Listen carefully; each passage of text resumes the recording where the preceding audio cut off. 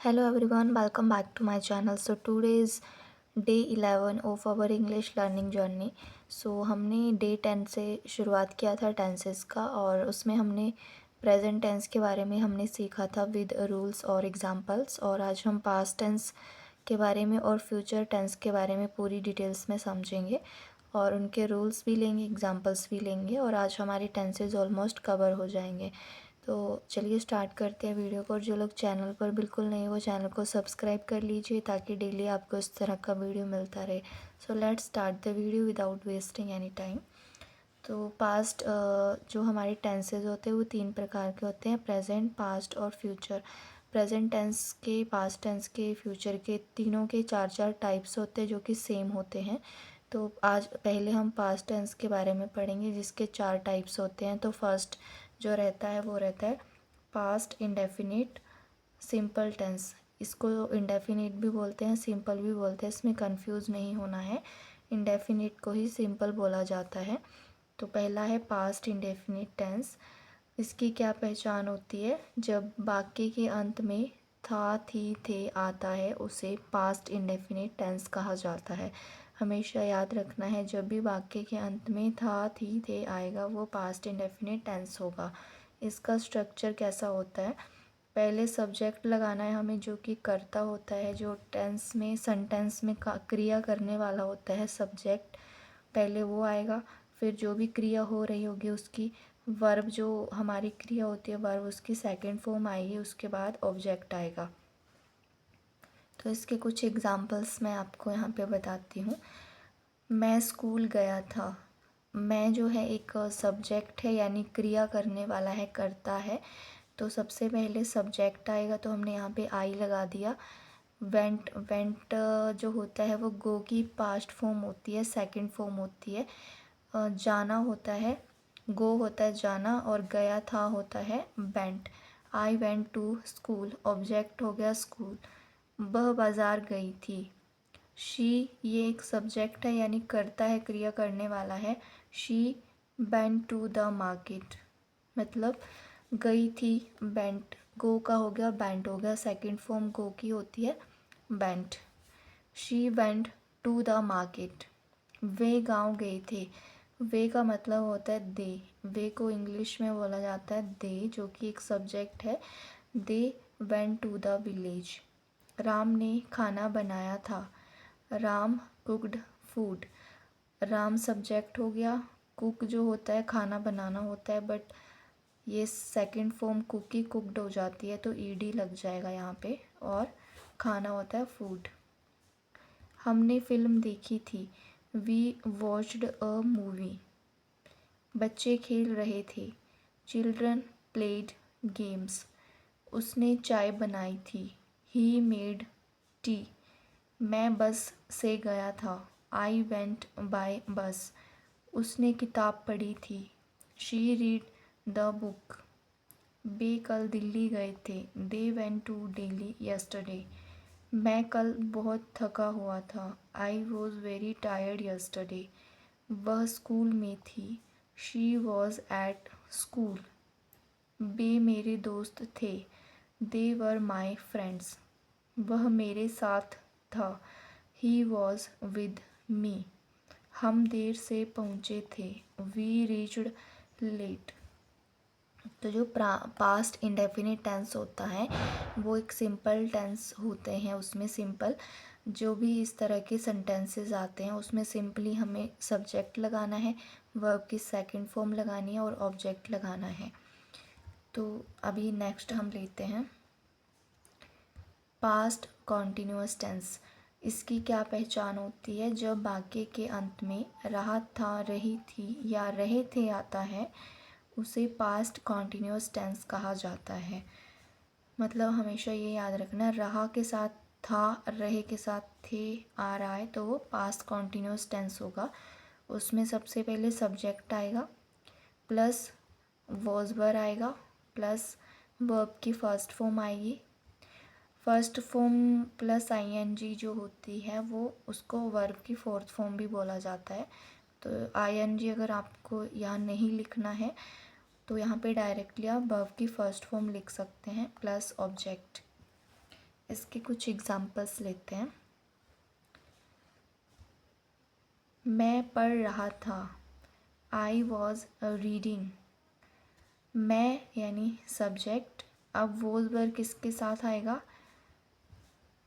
आई के साथ वोज आता है, आई वॉज रीडिंग। वह खाना बना रही थी, शी वॉज कुकिंग फूड। इसमें कोई भी जो वर्ब होगी उसके साथ आईएनजी जुड़ जाएगा। जो भी रहा था कंटिन्यूस वाले टेंस होते हैं उसमें आईएनजी लगता है, चाहे वो पास्ट का हो, चाहे प्रेजेंट का हो, या फिर वो फ्यूचर का हो। वह खाना बना रही थी, शी वॉज कुकिंग फूड। वे खेल रहे थे, दे वर प्लेइंग। हम बात कर रहे थे, वी वर टॉकिंग। वह सो रहा था, ही वॉज स्लीपिंग। मैं टीवी देख रहा था, आई वॉज वॉचिंग टीवी। वह गाना गा रही थी, शी वॉज सिंगिंग। बच्चे दौड़ रहे थे, चिल्ड्रन वर रनिंग। मैं चाय पी रहा था, I was drinking tea. Way school जा रहे थे, they were going to school. वह हंस रही थी, शी वॉज लाफिंग। मैं मोबाइल चला रहा था, I was using my phone.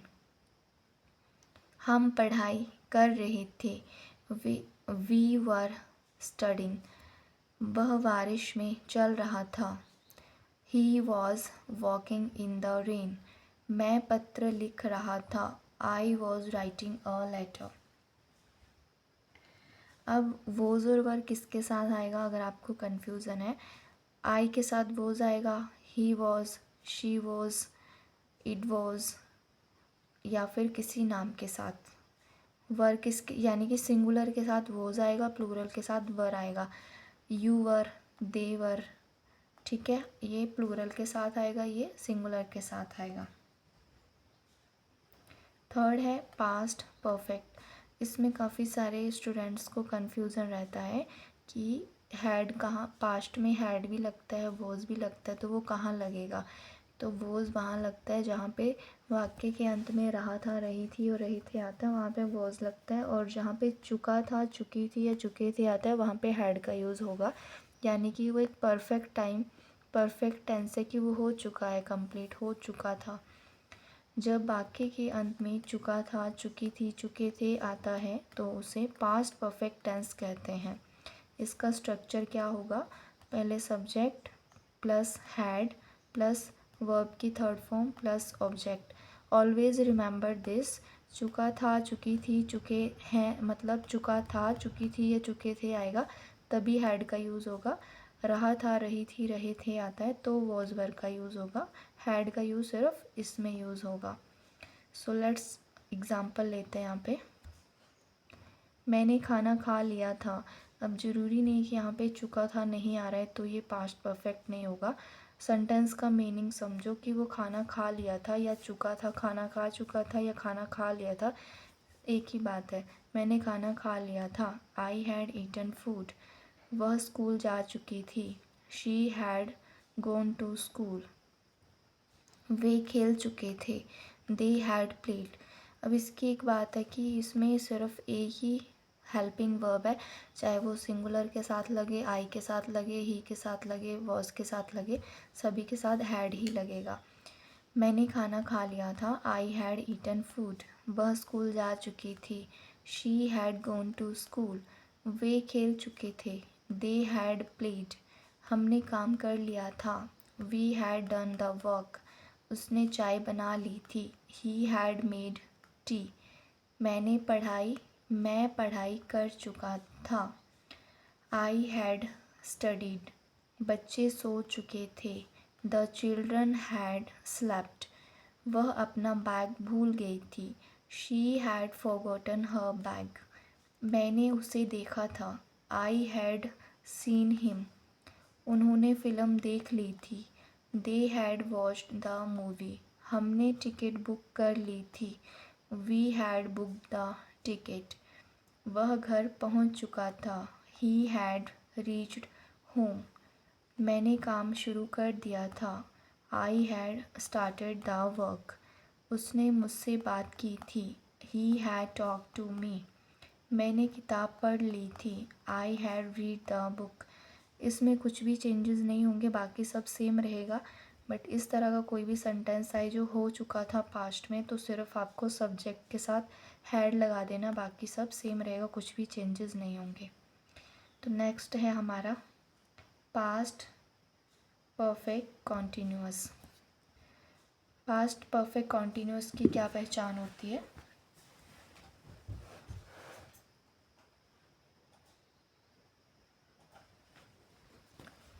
जब वाक्य के अंत में रहा था, रही थी, रहे थे आता है बट समय के साथ, तो उसे पास्ट परफेक्ट कॉन्टिन्यूअस टेंस कहा जाता है।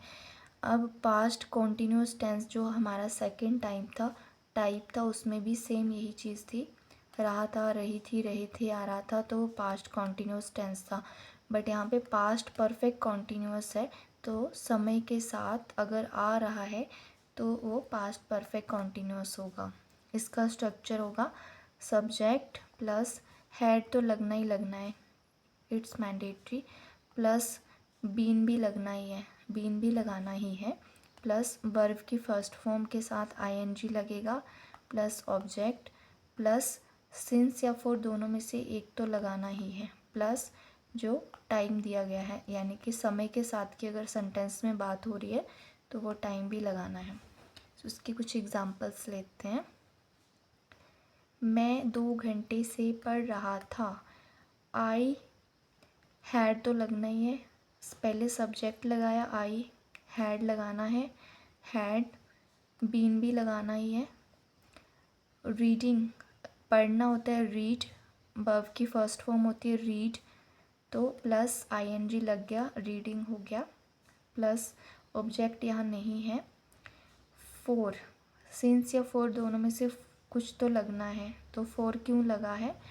फोर इसीलिए लगा है क्योंकि बात हो रही है कि वो 2 घंटे से पढ़ा रहा है। तो सिंस और फोर का यूज़ कहाँ किया जाता है? सिंस का यूज़ किया जाता है पॉइंट ऑफ टाइम में, जहाँ पे एक पॉइंट ऑफ टाइम की बात हो रही हो कि वो 1 बजे से पढ़ा रहा है या 2 बजे से पढ़ा रहा है, तो सिंस का यूज़ होना था। बट वो 2 घंटे से पढ़ा रहा है, तो एक ड्यूरेशन है ये 2 घंटे से, कंफर्म नहीं कि कौन से 2 घंटे से पढ़ा रहा है, तो वहाँ पे फोर का यूज़ होगा। प्लस टाइम, कितने घंटे से पढ़ा रहा है? 2 आवर्स। वह सुबह से गा रही थी। शी सब्जेक्ट आ गया, हैड बीन आ गया, सिंग होता है गाना, वर्ब की फर्स्ट फॉर्म, प्लस आईएनजी तो सिंगिंग हो गया। सिंस यहाँ पे क्यों आया है? क्योंकि यहाँ पे कंफर्म है कि वो सुबह से गा रही थी। ऐसा नहीं है कि वो गा रही है, काफ़ी टाइम से गा रही थी, वो 4 घंटे से गा रही थी, एक ड्यूरेशन नहीं है यहाँ पे एक पॉइंट ऑफ टाइम है कि वो सुबह से गा रही थी, सिंस मॉर्निंग। वे 1 घंटे से खेल रहे थे। They had been playing for an hour. यहाँ पर भी फोर का यूज़ इसीलिए हो क्योंकि यहाँ पे टाइम ऑफ ड्यूरेशन की बात हो रही है। 1 घंटे से खेल रहे थे, बट कंफर्म नहीं है कि कौन से 1 घंटे से खेल रहे थे। हम 5 बजे से बात कर रहे थे। We had been talking since 5। यहाँ पे सिंस का यूज़ क्यों हुआ है? क्योंकि 5 बजे से कंफर्म है, पॉइंट ऑफ टाइम की बात हो रही है 5 बजे से। We had been talking since 5। वह देर से सो रहा था। He had been sleeping for long. For क्यों यूज़ हुआ? क्योंकि वह देर से सो रहा था, ड्यूरेशन चल रहा है। मैं यहाँ 2 साल से रह रहा था। I had been living here for 2 years. 2 साल से रह रहा था, बट कंफर्म नहीं कि कौन से 2 साल से, 2019 से या 20 से या 25 से, तो इसीलिए यहाँ पे फोर का यूज़ होगा। जहाँ पे हमें कंफर्म ना हो टाइम ड्यूरेशन, वहाँ पे फोर लगाना है, और वहाँ पे कंफर्म हो तो सिंस यूज़ करना है। बच्चे सुबह से दौड़ रहे थे। The kids had been running since morning. यहाँ पे सुबह से दौड़ रहे थे यानी कि कंफर्म है टाइम ड्यूरेशन, तो वहाँ पे सिंस का यूज़ होगा। तो ये थे हमारे पास्ट टेंस के कुछ एग्जांपल्स और रूल्स। सो अभी फ्यूचर के बारे में पढ़ते हैं। पहला है फ्यूचर इंडेफिनिट, जो कि सेम होता है पास्ट प्रेजेंट की तरह। इसकी क्या पहचान है? जब वाक्य के अंत में गा गे गी आता है तो उसे फ्यूचर इंडेफिनिट टेंस कहा जाता है। इसका स्ट्रक्चर क्या है? सब्जेक्ट प्लस विल या फिर शैल।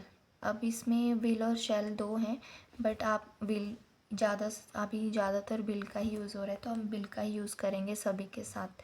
प्लस वर्ब की फर्स्ट फॉर्म प्लस ऑब्जेक्ट। इसके एग्जांपल्स लीजिए। मैं जाऊंगा, आई विल गो। सब्जेक्ट आ गया, विल या शैल में से यूज़ करना है। सभी के साथ विल का ही यूज़ होता है, तो ये गलत नहीं है। आप किसी भी ऐसे सेंटेंस के वाक्य में जब गा आ रहा है तो आप सब्जेक्ट के साथ विल का यूज़ कर सकते हैं सभी के साथ, किसी भी सब्जेक्ट के साथ, चाहे वो सिंगुलर हो या प्लूरल हो। मैं जाऊंगा, I will go. Go verb की फर्स्ट फॉर्म होती है तो सिंपल है ये, इसमें सिर्फ कुछ भी चेंजेस नहीं होगा, बस सब्जेक्ट के साथ विल का यूज़ होगा। वह आएगी, वह आएगी यानी कि किसी लड़की की बात हो रही है तो लड़कियों के लिए वह के लिए शी का यूज़ होता है। सब्जेक्ट हो गया शी, विल कम, आना होता है कम। वह खाएगा, ही विल ईट। वे खेलेंगे, दे विल प्ले। हम पढ़ेंगे, वी विल स्टडी। मैं तुम्हें कॉल करूँगा, आई विल कॉल यू। तुम जीतोगे, यू विल विन। वह मेरी मदद करेगा, ही विल हेल्प मी। वह नाचेगी, शी विल डांस। बारिश होगी, इट विल रेन। मैं काम करूँगा, आई विल वर्क। हम मिलेंगे, वी विल मीट। वे यात्रा करेंगे, दे विल ट्रैवल। तुम गाओगे, यू विल सिंग। वह सोएगा, ही विल स्लीप। तो इस तरह के जो सिंपल सेंटेंसेस होते हैं वो फ्यूचर इंडेफिनिट के होते हैं, उसमें कुछ भी चेंजेस नहीं करना है। सब्जेक्ट होगा करता, उसके साथ सिर्फ विल लगाना है और जो भी क्रिया है वो फर्स्ट फॉर्म जैसी है वो वैसी ही रहेगी। दूसरा है फ्यूचर कॉन्टिन्यूअस टेंस। जब वाक्य के अंत में रहा होगा, रही होगी या रहे होंगे या रहा होगा आता है तो उसे फ्यूचर कॉन्टिन्यूअस टेंस कहते हैं। इसका स्ट्रक्चर क्या है? Subject plus will be plus verb की first form plus ING plus object. इसके एग्जांपल्स लेते हैं। मैं पढ़ रहा हूँगा, रहा हूँगा, I will be studying. Subject आ गया आई, विल बी को यूज़ करना ही है आपने इस तरह के सेंटेंसेस में। आई विल बी वर्ब की फर्स्ट फॉर्म के साथ आईएनजी लगाना है, आई विल बी स्टडिंग। वह खा रहा होगा, ही विल बी ईटिंग। वह गा रही होगी, शी विल बी सिंगिंग। वे खेल रहे होंगे, दे विल बी प्लेइंग। हम काम कर रहे होंगे, वी विल बी वर्किंग। तुम सो रहे होंगे, यू विल बी स्लीपिंग। मैं लिख रहा हूँगा, आई विल बी राइटिंग। वह टीवी देख रहा होगा, he will be watching TV. वह नाच रही होगी, शी विल बी डांसिंग। बच्चे पढ़ रहे होंगे, the children will be studying. मैं यात्रा कर रहा हूँगा, आई विल बी ट्रैवलिंग। हम फिल्म देख रहे होंगे, we will be watching a movie. वे बात कर रहे होंगे, दे विल बी टॉकिंग। तुम हंस रहे होंगे, यू विल बी लाफिंग। वह खेल रही होगी, शी विल बी प्लेइंग। ये थे फ्यूचर कॉन्टिन्यूअस के एग्जांपल्स। नेक्स्ट है फ्यूचर परफेक्ट टेंस। जब वाक्य के अंत में चुका होगा, चुकी होगी या चुके होंगे या चुका होगा आता है तो उसे फ्यूचर परफेक्ट टेंस कहा जाता है। स्ट्रक्चर, पहले सब्जेक्ट आएगा प्लस विल शैल, विल का ही यूज़ करना है आपको, प्लस मर्ज़ी है आप शैल भी कर सकते हैं बट सभी के साथ विल यूज़ करेंगे तो भी वो गलत नहीं है। Subject plus will plus have plus verb की third form plus object. Example से समझते हैं। मैं काम कर चुका हूँगा, सब्जेक्ट हो गया आई, विल हैव, वर्ब की third form done the work, done the work. वह खा चुका होगा, ही विल हैव ईटन, ये वर्ब की थर्ड फॉर्म है। वह आ चुकी होगी, शी विल हैव कम। ये जो कम है ना, ये थर्ड फॉर्म होती है। कम, केम पास्ट में और थर्ड फॉर्म में कम। और ये जो वर्क है ना, डन द वर्क, ये भी थर्ड फॉर्म है। वे खेल चुके होंगे, दे विल हैव प्लेड। हम पढ़ चुके होंगे, वी विल हैव स्टडीड। तुम जीत चुके होंगे, यू विल हैव वन। वह सो चुका होगा, ही विल हैव स्लेप्ट। वह नाच चुकी होगी, शी विल हैव डांस्ड। वे जा चुके होंगे, दे विल हैव गॉन। मैं यह किताब पढ़ चुका हूँगा, I will have read this book. वह टिकट बुक कर चुका होगा, he will have book the ticket. वे काम ख़त्म कर चुके होंगे, they will have finished the work. ये फ्यूचर परफेक्ट के एग्जाम्पल्स थे। लास्ट है फ्यूचर परफेक्ट कॉन्टिन्यूअस टेंस।